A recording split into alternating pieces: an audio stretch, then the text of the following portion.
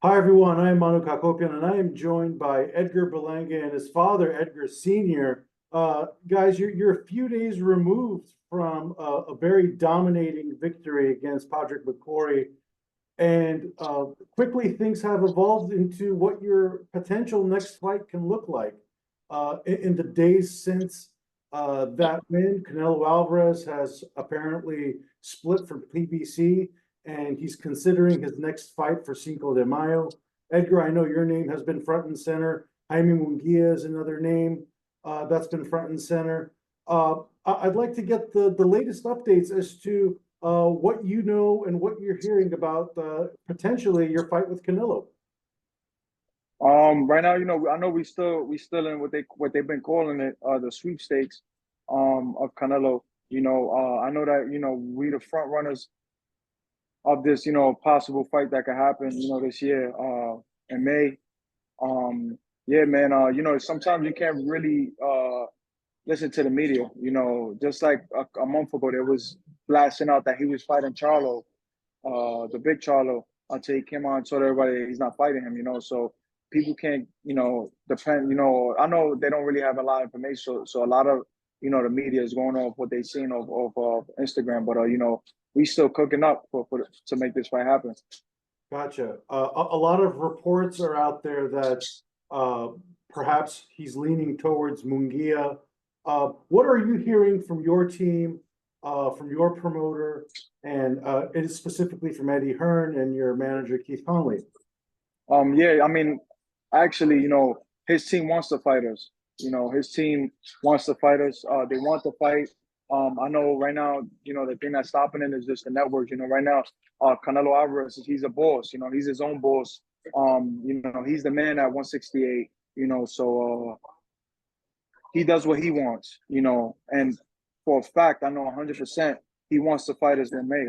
We the frontline runners for this fight to make it happen. I feel like me and him fighting is a much bigger fight. Obviously, not taking no credit away from Munguia or whatnot. He's a star himself, but I'm a star and I got Puerto Rico behind me. So that's something major. For boxing. Obviously, all the time great fights happen was Mexico versus Puerto Rico. So I know he wants to make that fight happen, and right now I'm the hottest thing smoking right now at 168. I just came off a big victory, a huge knockout victory. I don't have a title or nothing, but I got the popularity and I got the fame, and obviously all of that right now brings in tons of money, and like I said before, I'm Puerto Rican. I'm representing my island. I got the whole Puerto Rico behind me that's backing me up for this fight. So, it's a fight for history. I know that he knows, I know he's trying to, catch me now. But we ready for that. Hmm. I see you have a little nick in the eye. Are you ready to fight Cinco de Mayo weekend?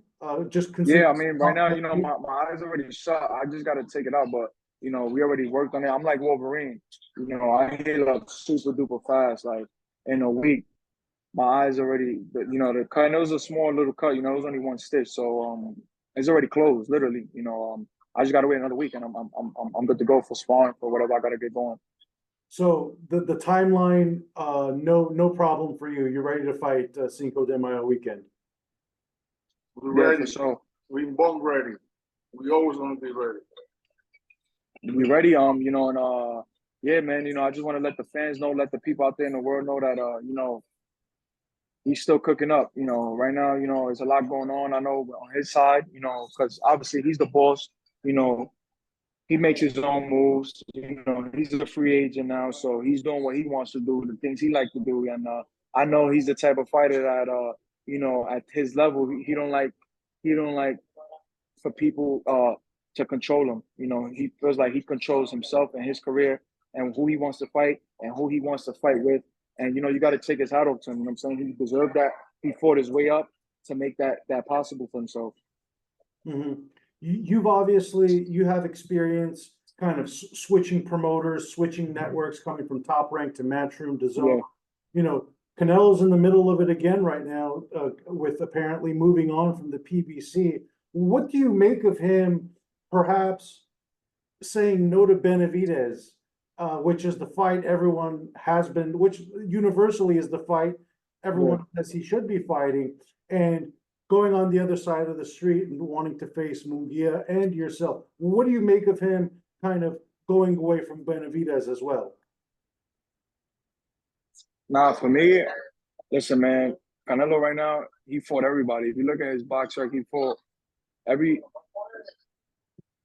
fight in the past, I'd say 10 years, he fought Hall of Fame fighters. You know, he fought Mayweather, he fought Cotto, he fought Kovalev, he fought Triple G 3 times when people were petrified of Triple G. You know, so scared that people saying, nah, I don't think he's scared. I just feel like, you know, he's at that level, like I said before, like he's a boss. So he fights who he wants to fight. He picks who he wants to fight, you know, and, you know, what type of money he wants to make.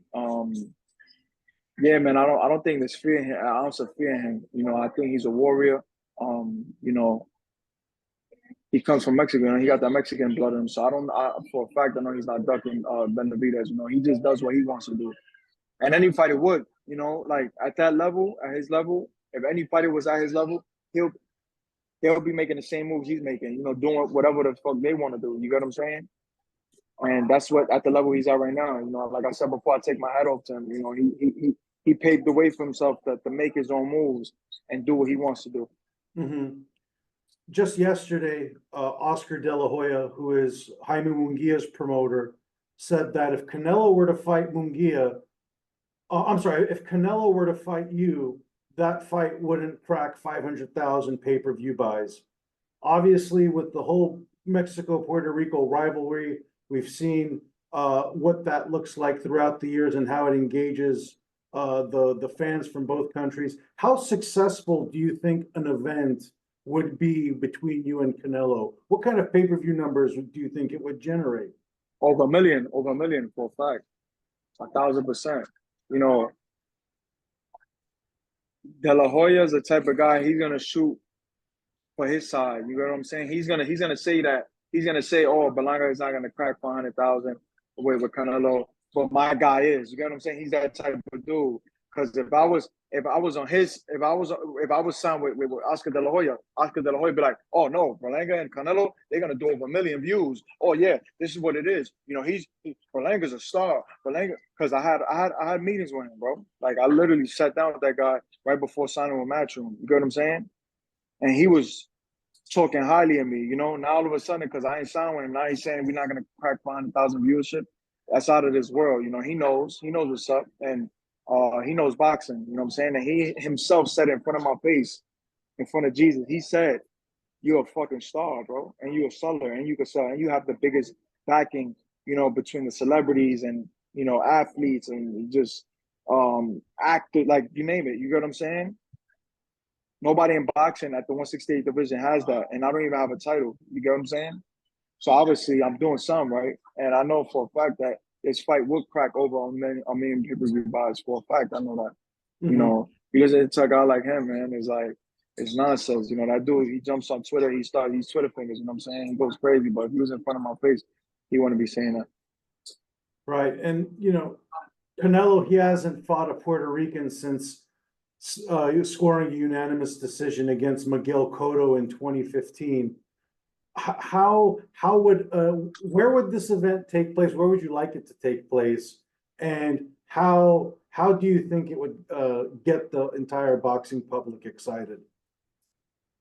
It'll be something crazy, man. You know, where I come from, you know, New York, you know, a lot of people didn't believe in us, you know, and I think this fight should take place in Vegas at the T-Mobile Arena, you know, or the MGM Grand, it don't matter, but I think it should take place in Vegas. You know, that's where the money's at. You know, this is something magnificent for my career. You know, and is a big step up for me. You know, I'm going straight to the top dog, but we're ready for that. You know, I've been dreaming of this my whole life. I know I got the will, the skill, I got everything what it takes to beat him. You know what I'm saying? I'm not Charlo. I'm not none of these guys that get in there and they tail tuck between their ass. You get what I'm saying? Like, I know I gotta go out there, and if I gotta die, I'm gonna die on my shield. You know, I'm gonna go out there because at the end of the day, you know, me beating him is some history for Puerto Rico. You get what I'm saying? I get to sit up there and sit with the greats like Miguel Cotto, Trinidad, Camacho, Roberto Benitez, and the list goes on and on and on. Amanda Serrano, you know, so that's something that's been on my mind. You know, people think payday, nah, man, like, yeah, everything is about the money at the end of the day, because this is prize fighting. This is not pride fighting. This is prize fighting. It's all about the money. But when you sit down and really think about it, you know, it's about legacy. You know, because after when I'm done with boxing, I want to be in that. I want to be in them history books, man. I want to go down as one of the greatest Puerto Rican fighters to ever live. You know, that way, when my name, you know, when I go or I retire, my name speaks for itself. You know, for years and years and years of Puerto Rican boxing. And, you know, at this stage of your career, Edgar, there's a lot of critics for you. There's a lot of people who have opinions about how you're developing, how high your ceiling is. There's a lot of people who say you quite frankly don't deserve the Canelo fight right now. For those people, what is your comments to them? What is your response to them on why you should be the #1 opponent for Canelo this year? One thing for sure, two things for certain, right? I think if I was to fight a Munguia or Benavide, they still gonna say he's not the guy. He's not, because I had that my whole life. My whole life I've been the underdog growing up. I've always been the one that they slept on. I was always the David, you know, King David, and I'm used to that. You know what I'm saying? That's why I don't really fall into the trap of people denying me or you know, I know the odds are gonna be ridiculously crazy. You know what I'm saying? But I believe in myself. My team believes in me. My coach believes in me. My father believes in me. My manager believes in me, and I believe in God, and I walk with God. You know, and I got the confidence in King David. You know, so that don't faze me. It don't bother me. Like I said, man, I'm ready. You know, this is an opportunity of a lifetime. You know, and we gotta take it. You know, grab a hold of it, and you know, do what I do best in superstar status, man. Superstar status and shine like a bright diamond. You know, I got the will, I got the skill, I got the look. I got everything it takes, you know, to be a superstar in the 168 division. Mm-hmm. Let's say you get this Canelo fight. How do you see it unfolding? I see us beating him. You know, I already pictured this fight already in my head several times after this fight. You know, it's gonna definitely be something different. You know, I know that I'm gonna be in there for one of the greats. You know, so it's all about prepping my mind mentally, not really physical. You know, because we could do that. You know, I've been boxing for 20 years, so I could prep myself physically, but it's the mental part, you know, that you have to prep yourself for and understand that this is a different type of magnitude of a fight. You know, a lot of fighters, you know, I feel like I got in there with Canelo, you know, the magnitude of that fight, you know, they wasn't ready for it mentally. You know what I'm saying? And that it can mentally drain you. You know, you've been in there in an arena with 20,000 people and you got Mexican fans screaming his name, or, you know, but this fight is gonna be Mexican and Puerto Ricans, you know, screaming both our names. But you know, just the magnitude of a fight can really drain a fighter. So it's about mentally being prepared for this, man. You know, and mentally being on point in the IQ and the mind and the mindset, you know what I'm saying? And not making any mistakes on him, you know, and understanding that I'm the younger fighter, I'm the stronger fighter. And yeah, he got much more experience because he's fought top level guys. But, you know, you've seen it happen plenty of times. You know, you've seen my bro Teofimo when he beat up when he beat up Lomachenko, you know, and the list goes on of fights like that somebody was an underdog and they came in and they just swept the guy off his feet. Mm-hmm. I mean, even with Canelo, everyone kind of points to 2021, his fight against Caleb Plant. That's kind of like that last moment Canelo was at the peak of his powers. Ever since that fight, he's had the unanimous decision loss to Dimitri Bivol, and he's kind of had perhaps lackluster unanimous decision wins that weren't exciting against the likes of Golovkin, Ryder, and Charlo. Do you think you can also bring some kind of new life out of Canelo, a different kind of fight that we haven't seen from him? Oh, of course, it's gonna be a fight. It's gonna be this fight with him is gonna be a fight. You know, he knows like my balls dropped to the floor. You know, and I'm gonna leave it over in the ring. Like I said, I'm gonna go out on my shield. You know, I'm Puerto Rican, bro. I came from New York. I came from the mud. You know, I know he came from the mud. He came from the, you know, from the streets of Mexico. You know, I came from New York, the streets of New York. You know, so I got what he got. You know what I'm saying? I got that nitty and grittiness in me. You know what I'm saying? And you know, like I said, I'm ready to go out my shield. You know, I'm ready to put it all on the line, and he is too. You know, he got a lot to lose. I got a lot to lose. You know, I just don't want to. I'm not trying to go in there for a check. I'm not trying to go in there and find this dude and trying to win. Nah, man. Like we going in there to win. You know what I'm saying? And that's what it is. You know, I got a winner's mentality. You know, my mentality is like a Kobe Bryant, like a Michael Jordan, like a Floyd Mayweather, like a Andre Ward. You know, I don't like losing, bro. That shit, that losing, bro. I'll be depressed, man. You know what I'm saying? Like I don't like losing. I don't like bad days in the gym. You know, I don't like looking bad in the gym. I don't like looking bad in the fight. You know, it messes with me mentally, and that's what happens to great fighters. You know, great fighters don't like that. You know, they're not happy. You know what I'm saying? Like my last performance, I knocked them out, but I'm not happy with that. Like I'm not happy with that, bro. Like my last performance, I'm not going to see around, but it's still a lot. I still got a lot to work on. You know, I still want to work on a lot of things. I still got to perfect my craft. I still have to, you know, get better as a fighter. You know, each and every day. I'm the type of fighter that I'm not satisfied with that. With anything, I could beat Canelo. You know, if we fight May or September, and I still won't be happy. Because that's the type of guy I am, and I feel like that's what makes people great. Mm-hmm. And again, Edgar, we're talking March 1st, a week after your most recent knockout performance. It seems as if the clock is ticking. If I were you, I'd make sure that phone is charged at all times because you might be getting a phone call at any hour. Of course, obviously, Canelo looking at the May 4 fight, and you seem to be front and center as one of the top opponents and options that he could be facing. Good luck to you getting the opportunity. Thank you. And perhaps hold off on any vacation plans for the time being. Yeah, man. I've been locked in, bro. You know, I'm out here. I'm supporting my sis.